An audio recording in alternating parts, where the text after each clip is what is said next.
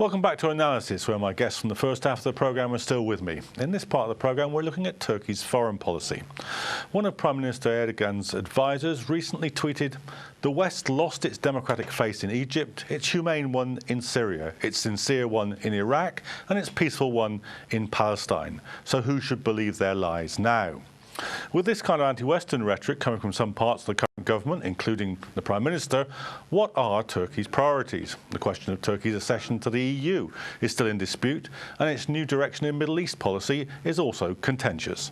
So, Michael, this is quite a big departure. I guess perhaps Fadi's right that Turks aren't going to be voting on foreign policy, but for a lot of others, the most remarkable change in the face of the country is this. Erdogan says, I don't talk to Obama anymore, I don't care about getting into the EU anymore. There's clearly what's described as the new Ottomanism in terms of a change in its foreign policy in the Middle East. It's a big transformation, isn't it? It certainly has been. It's one of the many transformations that Hakan has been talking about, actually, that have come about since this current government came to power. The question is whether or not it's still on the tracks, on the rails, though, and there are concerns. That's all I can say as an observer, that they don't have the clout that they thought they did in places like Syria, where they turned very much against the regime and assumed that it would collapse after 6 months. They did work very hard with the regime, to their fairness, before it collapsed, before the uprising began in Syria. And the situation in Syria 3 years on is the same. They're doing rather well in North Iraq in terms of relationships. That said, they have now, for a good 50, 60 days, there have been Turkish embassy hostages in Mosul. And when in Turkey, journalists aren't even allowed to report that because there's been a blanket reporting ban. So they're still there, as far as we know. Fadi, let me just ask you this. Did you think that the regime was kind of caught out by the early stage of the Arab revolutions, read Syria through that lens, didn't see the rise of ISIS coming, and the failure of the FSA? Do you think that's where the difficulties arose? I think that the difficulties with Turkish foreign policy arose ever since Turkey broke away, really damaged its relations with Israel. Then after Israel, we saw the fallout with Syria, Egypt. Increasingly now, Turkey is isolating the region. Pew Research, which is a very respectable U.S.-based pollster, just released a poll on 30th of July, showing that Prime Minister Erdogan's popularity now is plummeting among Arabs in the Middle East. For example, his popularity has plummeted by 20% since last year among Palestinians in West Bank and Gaza. So overall, I think there was an overestimation of Turkey's influence in the region, the abandoning of Turkey's traditional prudent, cautious, and balanced approach to foreign policy in the region. And now we see that now Turkey is increasingly isolated with arguably a less effective foreign policy in the Middle East. Do you think that's true? That's totally wrong analysis, because if you're asking Turkey to be a status quo country, Turkey isn't. This Prime Minister isn't, we just discussed about him. And Turkey's foreign policy reflective of his government's character. They stood by Ikhwan when they were elected into power in Egypt. What's wrong with having foreign policy actually telling a dictator who goes around killing Muslims, thousands of them, that you're a dictator and you're murdering people? Same happens with Assad in Syria. It's an honorable but alone stance with Syria, and they, like my friend said here, they've actually worked with Assad to tell him not to do what he did. But in the end, there's a certain point we have to have a stance on this issue. Same goes with Palestine. I mean, it's the numbers that Fadi is talking about, it just cannot be true. How can you say people in Gaza, the only help they're receiving is the help that goes from Turkey most of the time? Anyway, you got 10 Turks got killed taking aid to Gaza only 4 years ago, okay? And in Iraq, they're actually working with Iraqis in northern Iraq. Yes, the Maliki government, but then Maliki government has an issue with Obama, with the Western world. And as to the point that you've made, I've got to say something, John, is it's not anti-Western rhetoric. What they're talking about is the truth. You cannot see the hypocrisy of the West when it comes to foreign policies in the Middle East. Some people don't regard those two things as opposites. But it is. The truth has to be said. Yeah. It will prevail. Yeah. And that's what that tweet is talking about. Hypocrisy of the West, when it comes to Middle East, must be talked about. And that's what we ought to do here, in this kind of places, in many places like it. We need to have open discussion about how they're having certain value when they talk about democracy, when they talk about equality, when they're talking about freedom, liberty and whatnot. But when it comes to conducting foreign policy in Middle East, when it comes to Muslims, their stance is completely different and hypocritical. Okay, well, I'll come back to Fadi in a minute to respond to some of those points. But first of all, Guni, have your say about this. Do you think the foreign policy is, as Hakim's saying, it's certainly a break with the kind of Western hypocrisy which has devastated the standing of Western politicians on foreign policy matters in their own countries? I mean, it's not. Why should Erdogan follow that model? Well, there's been the key word that's overused to describe Turkish foreign policy was pragmatism, and it's by and large the correct term to describe how Turkish government is approaching its foreign policy. But another term I think should be added to describe the Turkish foreign policies is inconsistency. I mean, the famous motto of Turkish foreign minister was zero problems with neighbors. And then right after that motto was put in place, we've seen multiple problems with almost all of the neighbors of Turkey. One inconsistency vis-a-vis Israel and Gaza issues. Like our audience will probably remember the Mavi Marmara flotilla incident. And people will remember how the fiery rhetoric by Erdogan those days against Israeli government. And Erdogan also said that during those days. Put this point to you because you know, I mean, you know, it's all right having zero problems with your neighbours as long as your neighbours aren't shooting your nationals. Exactly. I mean, no country is going to watch its nationals shot down by its neighbour and say, exactly. "Hey, that's a good idea." I mean, you can aspire to have a policy, but it's not in your hand most of the time. I mean, it's not Turkey started what happened in Syria. It's not Turkey what happened in Iraq. It's not Turkey. Just give a moment to respond to that point. I mean, that's not my point actually. First is to respond about when those countries starting shooting your nationals. First is Erdogan was very angry at that point, saying that next year Mavi Marmara will sail again to help Gaza, and this time Turkish warship will accompany it. So we'll see whether Israel is there to attack it. And fast forward to next year, the government didn't even allow the Mavi Marmara ship to sail. It was docked, and the flotilla had to continue without Mavi Marmara, which is like the main ship in that flotilla. So it was. I mean, you see some discourse and a different practice. And vis-a-vis Syria, for example, the character of the regime in Syria didn't change in 2011. If it was a dictatorship, it was a dictatorship in the last 30, 40 years. And still Turkey had good relations with Syria. I'm not criticizing any of the positions. I'm just trying to point out an inconsistency. And for example, Prime Minister Erdogan usually says in his discourse that he cannot tolerate leaders or governments killing children. But Turkey had very good relations with Omar al-Bashir of Sudan. Even when there was an indictment, international court. Okay, let me just put some of those points to Fadi, because Fadi sort of started off this thread of the conversation. I mean, Fadi, surely, you know, part of what's changed about Turkish foreign policy is that the world in its immediate surroundings has changed dramatically, and you can't sit there and say, "Oh, right, you know, there was a dictatorship in Syria for 30 or 40 years, and so what? Now there's a rising against it. So what?" I mean, you know, as I think you can acknowledge, when the world changes, you have to change your policy, don't you?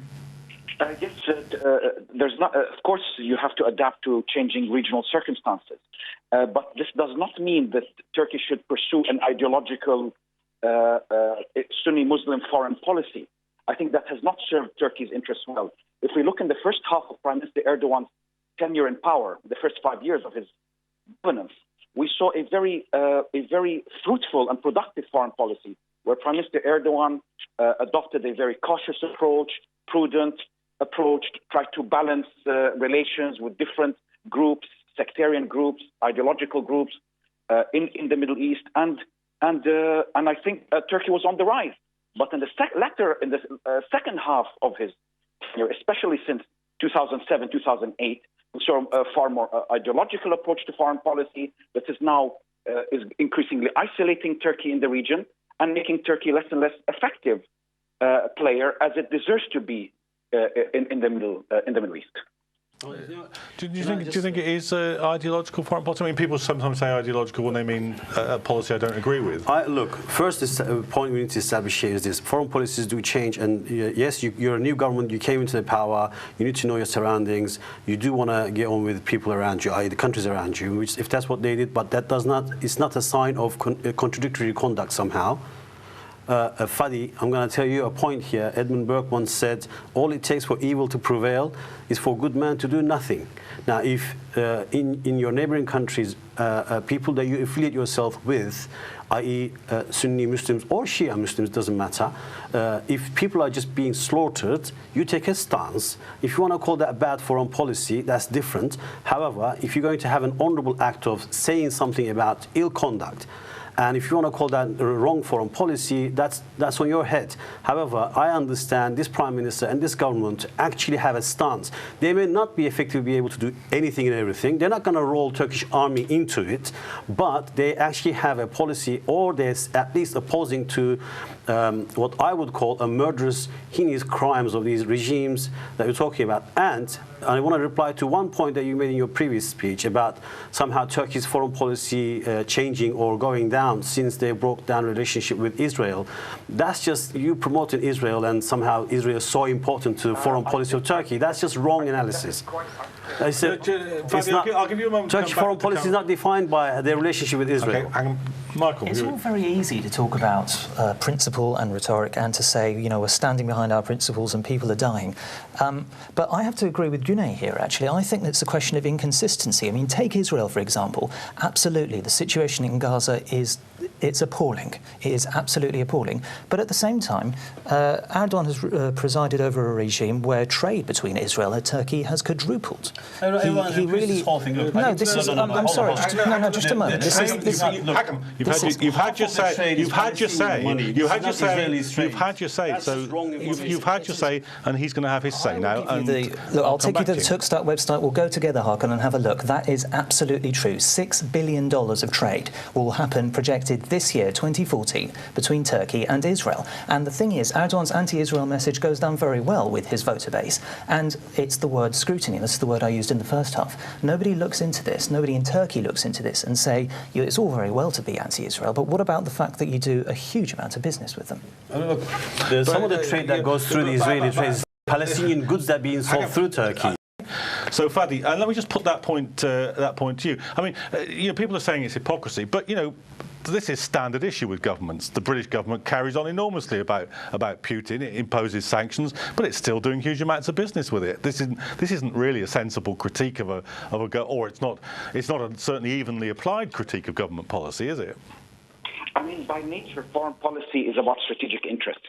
This whole concept of moral foreign policy, ethical foreign policy, that is sometimes used by governments to justify certain actions, I think does not stand up to scrutiny. I mean, at the end of the day, Turkey has economic and trade interests and military interests. It has international obligations, such as it's a member of NATO. It coordinates with key European Union member states and with Washington. And naturally, foreign policy is a balancing exercise. But I mean, your colleague there from Musiad had accusing me of supporting one side against another. Let him know first that I'm a Palestinian myself from the Gaza Strip, and he has no right to define my loyalties and backgrounds. And that is deeply unfair of him to do that, and offensive, actually, of him to do that. I try to take a dispassionate approach to analyzing Turkey.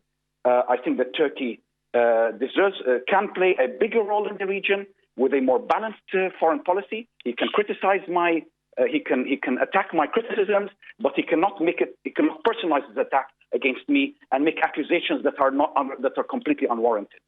And that is offensive and rude of him. These things happen in debate. Güney, do you think that we talked about how popular Erdogan is? Might he not be popular, at least in part, because he's taken some of these stances, which are popular stances? I mean, you know, we've been referring to opinion polls internationally in the last decade. Hostility towards America has grown for very good reasons. The standing of the Palestinian cause has grown in the last decade. Might not he be popular because he's identifying with what people actually think? You mean like he's popular because of other reasons? Not No, I'm saying that the foreign policy may actually be part of his popularity. Yeah, I tend to disagree with Fadi actually on his point that Turks do not, I partly agree that Turks do not vote on foreign policy issues. They didn't vote up until recently. But when there's a kind of a middle class that is strong enough to think about other issues rather than their immediate needs, they tend to vote about not vote in elections not for their immediate needs but other things. They voted the same way in local elections. They voted as if it's a general election, and presidency is certainly not an executive, will not be as executive as, like, it's not about health and roads and other things. I mean, it's more about other kind of issues. And Turkish public opinion, interestingly, you have pro-AK Party people. Yes, they have a anti-Western rhetoric, but you have ultra-nationalists or nationalists, secularist nationalists, who are even more anti-American. I mean, it might sound by their looks that they are part of the Western culture, but actually the discourse now the Kemalist nationalists have, and previously, they are accusing Erdogan not of like siding with Iran. They are accusing Erdogan of being a puppet of the West, for example. So you have a society. They are either anti-American on some grounds and anti-American on other secularist nationalists, or either nationalist grounds or more religious grounds. Do you think this is going to affect the election? I mean, you know, as Güney's saying, presidential elections are probably the one set of elections where foreign policy might play a larger role than in any other set of elections. I'd agree with that. And look, what you said is quite a correct point. And as Güney said, the true Turks do not actually look for the foreign policy conduct of their leaders per se. It's not the major reason why they choose them, but as recently as what's going on in Gaza and everything else that's happening in Syria and Iraq, and these things are in the conscience of the people who will actually go to that with the vote. So I actually believe the foreign policies of AK Party and Recep Tayyip Erdogan will have a bearing on how people will vote for him, because they will not only take a measure of what he did domestically, but how he conducted himself vis-à-vis the foreign policy as well. I mean, Michael, do you think there's something happening here which is sort of maybe slightly more complex with foreign policy? Because, all right, everybody says you come to an election, people vote on the bread and butter issues, but at the same time, it's hard to ignore the fact that foreign policy has, in many countries, been one of the corrosive things that's led to the democratic deficit, that's led to the decline in trust in politicians. So do you think that there's possibly a more complex thing going on here, and that Erdogan may profit from not having created a democratic deficit, at least on these issues? I'm not so sure that's the case. I do actually agree with Hakan. I think that the environment that Erdogan's created in terms of foreign policy is something that is to his benefit electorally. It can't work against him. And also, I believe the election's already in the bag for him. In terms of a democratic deficit, or rather creating a circumstance for that, I just don't think that foreign policy is something that impacts on him in that way. And my view is that I guess what I'm suggesting is it not impacting on him precisely because he's taken these stances, whereas it does impact in political systems where governments haven't? I see what you mean. No, then in which case my view is that no, and it works. If you look at the last election here in Britain, actually in 2010, I remember I went to a debate at Chatham House with David Miliband, William Hague, and I'm afraid I can't remember the Liberal Democrat shadow secretary at the time. Well, many electors apparently have got the same problem. That might be a problem there. And essentially, they all agreed. There was the only thing they disagreed on was Europe, which is predictable. Apart from that, they said Turkey should be a member of the European Union. There should be a two-state solution in Gaza and in Israel and Palestine, and we should be more careful about what's happening in the Far East. Foreign policy, I think, in many countries, including Britain and Turkey, is just not contentious for the average voter. I mean, isn't that the problem, though, Fadi? That all the political establishment look the same on foreign policy. That's why it creates a democratic deficit. If somebody looks different, they might not directly gain from it, but they won't be suffering from it. I still maintain that with the Turkish public, the key issues are bread and butter issues. It's not foreign policy. If you look at actual opinion polls, majority of Turks are unhappy with the government's policy in Syria and the government's policy in Iraq. They don't want to. The majority of Turks, including our party supporters, do not want to see Turkey getting dragged into the quagmire in the Middle East. They want Turkey to stay aloof, at least politically, from that. So, but at the end of the day, Prime Minister Erdogan is seen by a large segment of the Turkish population as having delivered on the economy, as widening access to healthcare services, as increasing social welfare payments to the disadvantaged groups in society. And I think that is the key determinant of Prime Minister Erdogan's enduring popularity thus far in Turkish politics. Okay. Hakim, do you think that the foreign policy that you describe, and you're obviously a supporter of it, do you think, though, that it has become more difficult to mark down as a positive for Erdogan simply because neither Iraq nor Syria nor Egypt have turned out as they seemed that they might at the beginning of the Arab Revolution? Undeniable. Obviously, as they would see, and their stance, even moral stance, whatever they thought they were having, and conducting foreign policy in line with that, may not necessarily turn out to be what it is, the reality of it now on the ground. And Iraq is now talking about being split into three, and you have Islamic State, what's called an Islamic State, now an actor in the Middle East. You have to take that into consideration. They are holding Turkish diplomats at ransom at the moment. You have Syria, who's now basically still conducting operations, still killing innocents every day, and nobody's doing anything about it. And Turkey cannot alone do whatever it needs to do on their own. It's a reality they have to accept and take a stance on this, i.e. change their conduct and foreign policy. Look, it's not happening the way we thought it would happen. I am sure they're doing so. Ahmet Davutoğlu has made a clear point on this, having a different approach. Sisi has now been elected in Egypt, but the Prime Minister still hasn't called him up to congratulate him. That's a conduct of foreign policy in one sense, but they are changing their approach. I am sure they will have a different take on it pretty soon, after the elections. Well, I'm afraid that's where we're going to have to leave it. These are complex and fast-changing issues, and I'm sure we'll be coming back to them in future episodes of Analysis. But for this one, I'm afraid we've run out of time. I'd like to thank my guests in the studio and on the line for joining us, and of course you at home for watching. Don't forget, you can keep up with the discussion by following us on Twitter at the address below on the screen, or by following the Islam Current Affairs team on Facebook. But for tonight, thank you and good night.